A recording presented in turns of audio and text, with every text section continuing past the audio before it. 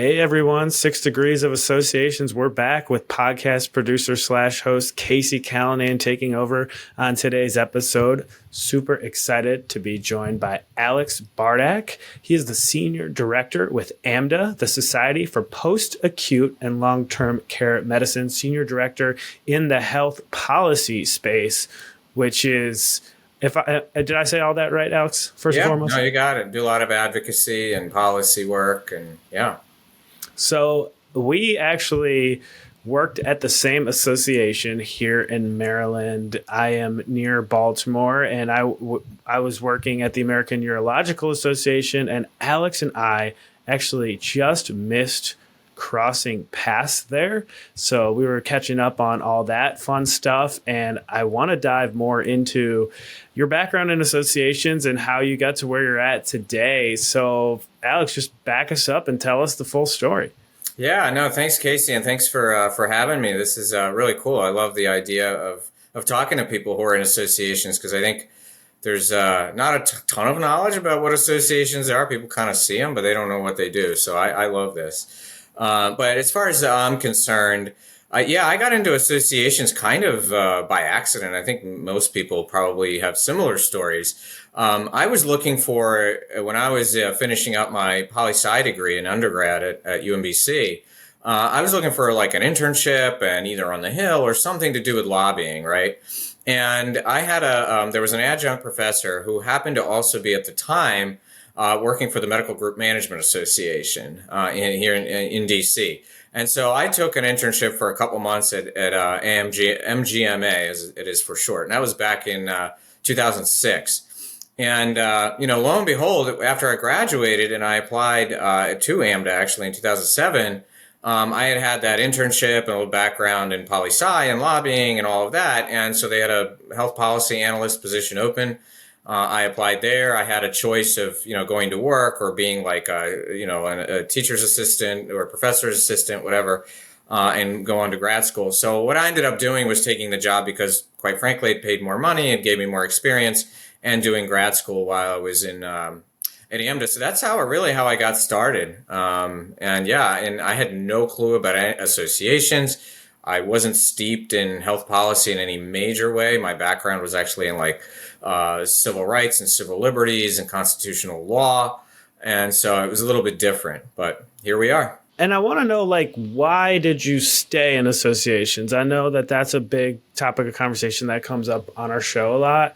It's why do you act? Because it feels like our industry of associations does such a great job with retaining people to stay in our industry.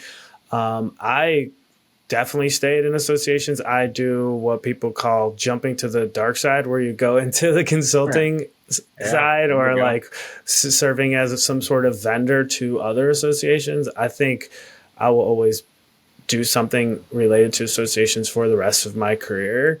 So what is it? I mean, I could go on and on about why I stay in the space, but what is it that kept you in associations?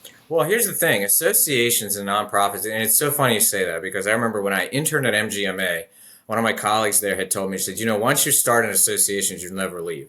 And I brushed it off. It was an internship for a couple months, whatever. And here we are, right? So I told him years later that, you were right.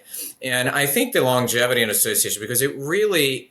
It has a mission that people can appreciate. Majority of them, if not all of them, are nonprofits. So you're not worried about that bottom line. And particularly in advocacy, you are really advocating for your members. And in healthcare in particular, it's for patients. And in our world, in long-term care, it's for very vulnerable patients. So, and you get access to so many different aspects of jobs. You do, communications and marketing, and look what you're doing with your podcast and digital media. Membership, trying to figure out, solving problems about, why do people belong to associations? There are so many different facets of things you touch that I think are probably difficult to find in very for-profit, and you got to do your job, and, it's all about the bottom line. It's really not about the bottom line. It's about the mission. It's about the people you're serving. It's about the message you're delivering out there to the public. It's about teaching the public about what you're doing. In my world, in nursing homes, most people don't know what a nursing home is. Most people don't know what a nursing home medical director is. And yet it's something that many people touch, whether it's through their grandparents or themselves or whoever it may be, and yet they know so little about. And an association carries so much responsibility for both advocating on behalf of its members and patients, but also educating about the best care practices, the best ways to kind of find a facility. You know, when I was at urology, it wasn't any different. We worked on issues around prostate cancer and veterans, coming back from the Iraq War. And I remember we were working on an issue there around women wearing Teflon vests that didn't fit women. They were made for men. And so it's issues that you'd never think of. And they are so fantastic to work on. And you just feel so connected to it.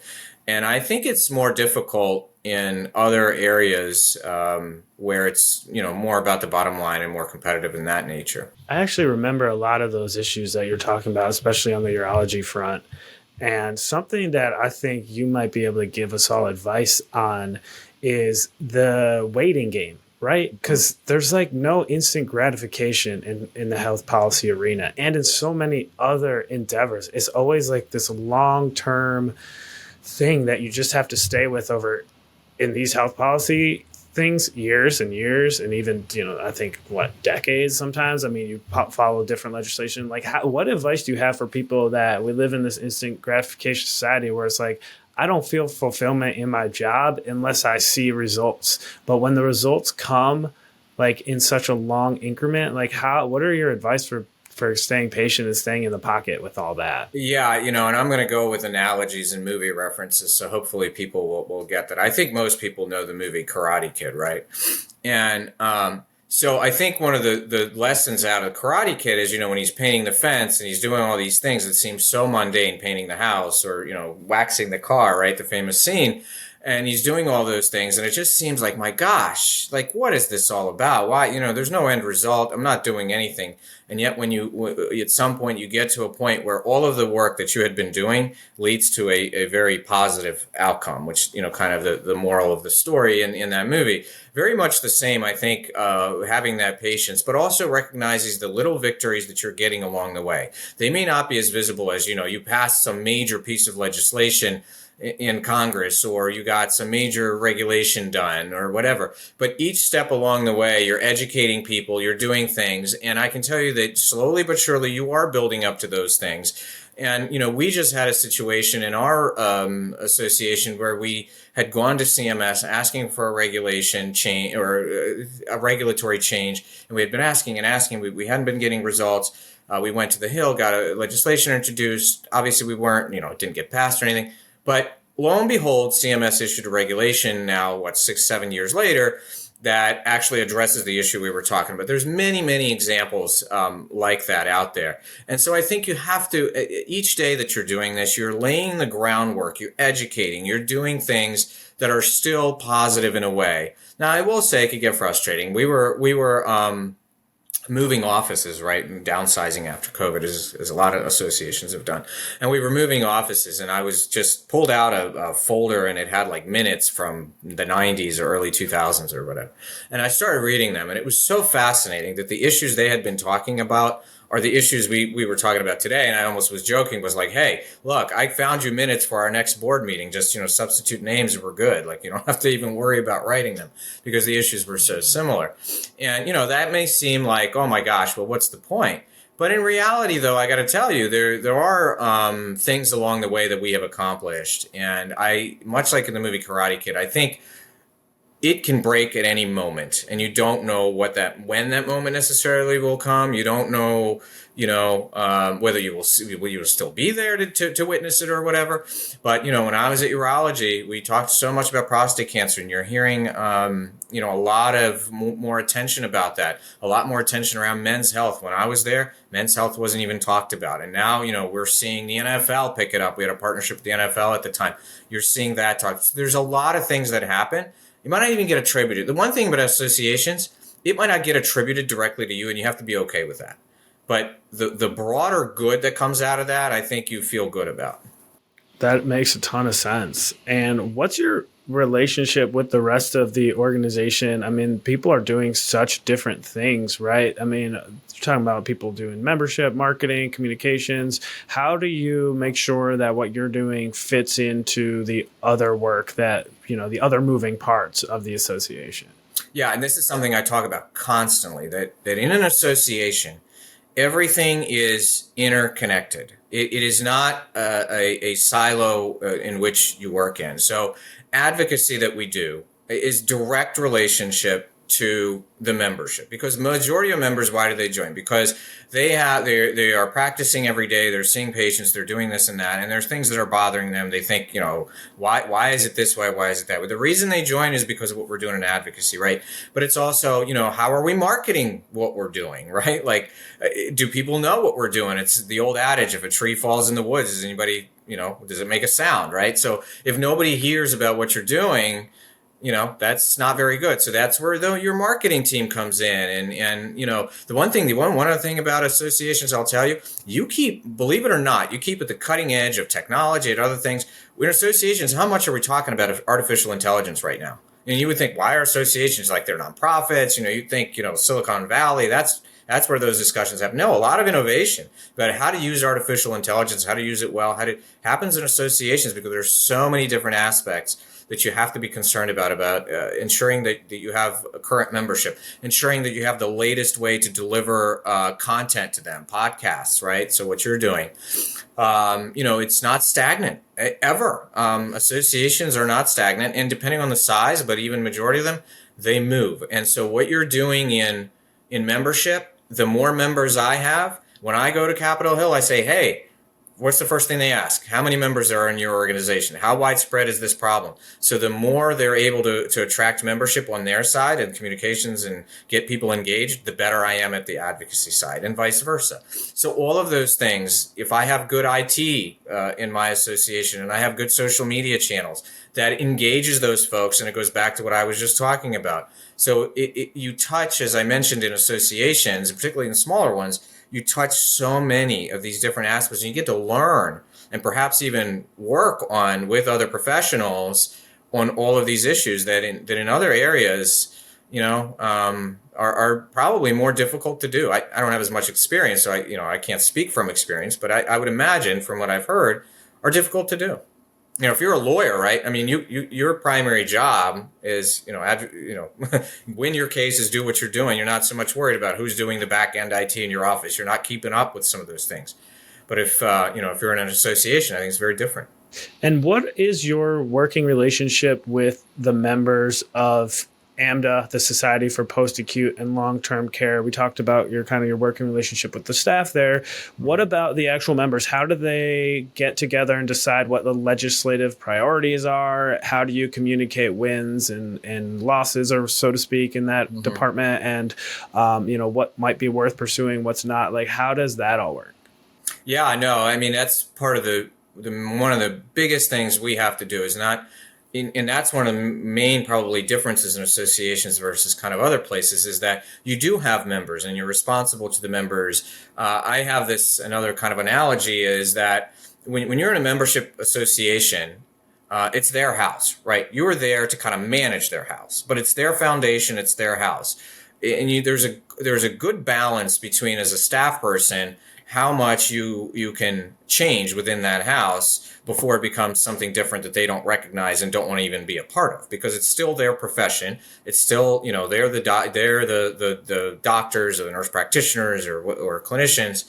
So you have to recognize that. And so with that, a long-winded way to get to that, you are responsible for updating them on everything you're doing and ensuring that they are buying into what it is that you're advocating for, what you're doing on a daily basis. The way you do that is you build trust. I mean, I think the biggest thing you have to build is that the members trust you. And the way you do that is you're transparent and you're honest, and you make things clear to them, and you seek their advice and you take their advice. There are, after all, subject matter experts. I said, this is their house. And so if you are dogmatic about I'm right and they don't know what they're talking about and you're not going to get anywhere. They have to trust you And once you build that trust over the years or however long it takes you, yeah, you might have a little bit of leadway because they understand. But even so, always keep them up to date. I've had times where I just said, look, I'm sorry, I screwed up. Like, I didn't follow up, or something happened here where it wasn't intended a consequence. But you immediately fire off that email. Don't hide. Don't try to fix it. Don't try to manipulate it. They'll understand it. They'll see it, and then you'll lose that trust. And once you lose that trust, I think it becomes very difficult to have a collaborative and working relationship with the people who own, quote unquote, the house. Professional development is such an important part of what we do as association professionals. We talked a little bit about this before hitting record. Tell me about your relationship with ASAE and any other professional development that you're doing out there to stay on top of the industry. Yeah, that's the other thing I love about associations is I've worked for several folks and in both organizations that I've been in have been very supportive of my continued professional development. Now, ASAE is the Association for Associations, right? So, I've obviously been involved. I do have my Certified Association Executive credential. I thought it was important to the questions you were asking before to, I didn't want to just understand advocacy. I kind of understood it from my educational background, but I wanted to understand how associations work, how to run it, how to, have those relationships that I just talked about. So through ASAE, there is a ton of resources that you can read through their Associations Now newsletter, and then, through their credential, the CAE credential, which I think gives you such a great tool for thinking about things in a more global way. So in much the same way, ASAE is sort of association for all associations, regardless of the field, right? They're not just medical. They could be, realtors, whatever, right? And that's the other thing people don't know. There are so many associations. If you can think of an issue out there or something, there's probably an association for it. It's really amazing. And it's really an American thing too. Other countries have come to the United States like, what is this whole association thing? Because it is somewhat unique to this, and it's so important to our civil rights and how we advocate. And I mean, you think ACLU, there are many different associations that you haven't even thought about that are key to what we're doing. But in my world, back to me, I also belong to AMSI, American Association of Medical Society Executives, and that is because that's a key piece to where I've been, because working in particularly, and I'll call them physician specialties, although I will say that it's not just physicians, it's nurse practitioners, it's clinicians. We continue to call them physician specialties because historically they've been led by physicians, but understand that they have evolved even beyond that point. But anyway, the physician specialty societies are a little bit different, and because your members that are physicians and clinicians are not the same as any other kind of field. It's all of us that have worked with them acknowledge that and realize that. And we are dealing with lives. We're dealing with, it could be life or death, the clinical guidelines. During COVID, we AMDA came out with all these guidelines, and I'd like to say we saved a ton of lives. So AMSI, to get back to the point, has been critical to kind of getting everybody together to talk about how specifically do we recruit physician, nurse practitioner members, physician associate members, those types of things.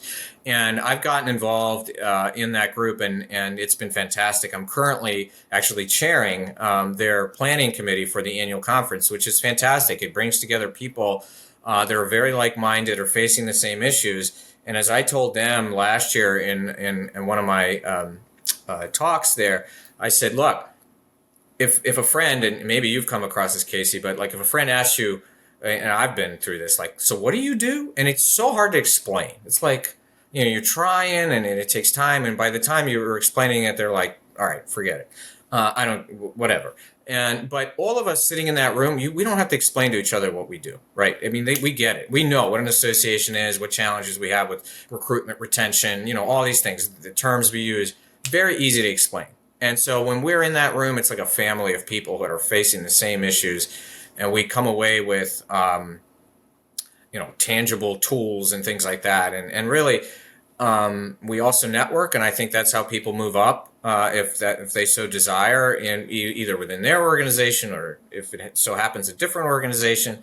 But, and you combine state associations, national associations, state medical societies, specialty organizations, county associations. There's such a wide range of what we're dealing with that it's so helpful to hear those perspectives. Alex Bardakh has been joining us on today's episode of 6 Degrees of Associations, getting a real good inside peek on what a successful kind of health policy focused association professional looks like in 2024. I think, Alex, I can recruit you as being our health policy correspondent here on 6 Degrees of Associations. Love it. I never turn away opportunities to speak, as you could say. I've spoken. I do a lot of these, health policy updates around the country, and it's just fun, and it's definitely a fun part of the job. So I'm happy to do it. Talk to me about that more. What do those look like, and have you always had, is public speaking and that type of thing kind of a prerequisite to doing your job successful? Great question. It's hard for me to answer it only because, and people will hate me. A ton of people listening will just hate me for saying this, but I just have never had trouble with public speaking, and I've just loved it. Using humor, engaging people. I found out about it just by accident. Honestly, one of our physician leaders who's since retired was like, "Hey, why don't you come do a talk with me?" He was doing this coding talk, and it was kind of stale, and he wanted something new, and all these physician payment models were coming out. And so I went out and talked, and people since then, I've talked to many of our state chapters. I've been invited to other organizations, and I love it. And, I mentioned earlier how it's their house, and the rank and file members that are not in the leadership, that are not getting those emails, I may not be reading all the updates. They don't get the same level of information. And I always say this, and particularly in our area, but in urology as well, there's a shortage of clinicians everywhere. But in our area, medical direction and this field of medicine, you feel very lonely. And we've heard this from our members. You could literally be one of the only physicians doing that work in like 4, 5, 6 counties. It's crazy to think about, but it's true. That's a whole nother issue we could discuss. But and so you feel very, very lonely. And the worst thing any of us can feel is that we're alone in what we're doing, and we have no help, and nobody hears us, nobody sees us, nobody represents us. It's just I also have a psychology background. From a psychology standpoint, that's like the worst thing that you can feel. And I always tell them, I want to go to them to, first of all, if for nothing else, if they learn nothing of the fire hose of information that we're giving them, just the fact that they see that that they have representation in Washington, D.C., that they can go to somebody, that somebody hears and sees them when they are alone in their job, and they may not have had a bad day. And in COVID, we saw this to an extent, unheard of. That they know that there's somebody representing them, it is so fantastic. So I rarely turn down opportunities to establish those relationships with our members that are in Indiana and, wherever they may be, not to pick on Indiana, but I think you get the point. Definitely get the point, Alex. I mean, I can relate to being comfortable with public speaking. I have enjoyed it myself. I think, everyone has what naturally comes easier to them, and those are called strengths, and we just being aware of them is important. And it's like anything, the more you do it, the more you're gonna be confident with it, and that type of thing. Alex, I love this conversation. I definitely want to get more of your type of people on the show. I want to take advantage of your network, and this is the 6 Degrees of Associations podcast, where we always have a invited guest. So if there is someone you think we should be talking to, let me know. Yeah, like I said, I think that AMDA group is fantastic. I have other colleagues that are, whether they're CEOs or they're in any other job. I'm so glad to hear you're doing this. This is great idea. Absolutely. And I'll ping you offline about who exactly we're going to have you recommend. This has been Alex Bardakh, the Senior Director of Health Policy at AMDA. It's the Society for Post-Acute and Long-Term Care Medicine. Very important work when you talk about nursing homes and senior care. Alex, thank you for all you're doing, and thank you for your time today. No, thanks, Casey. Appreciate it. Anytime, I'm happy to jump on or offer any help or get you some other folks.